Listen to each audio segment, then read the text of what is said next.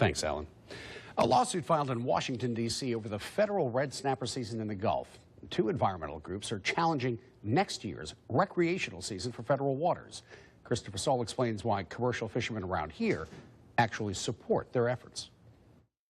The suit was filed on behalf of commercial fishermen. They say that this lawsuit will preserve red snapper for the future. The lawsuit, brought to court by the Environmental Defense Fund, wants to do away with the extra days the federal government gave to recreational fishermen this year by removing them from next year's season. Fishing, it's a way of life in the home of the country's biggest charter boat fleet. Parker Destin has lived in the city named after his family for most of his life. He supports the lawsuit and more regulations on recreational red snapper fishermen. If we do not get it right, well, we won't have red snapper in the future, and that's not good for anybody, including the small angler that comes down here and wants to access it. He cites self-imposed regulations on commercial and charter captains for the restoration of red snapper in the Gulf.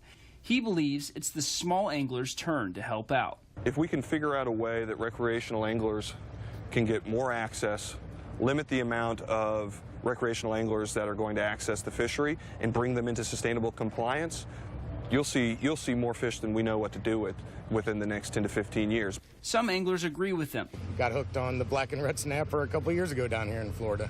Like Scott McKevin, who drove in from Missouri. It's for the environment. I mean, it's for the fish.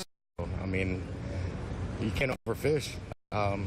If not, the future generations would not have any red snapper. So it's for the good of the environment.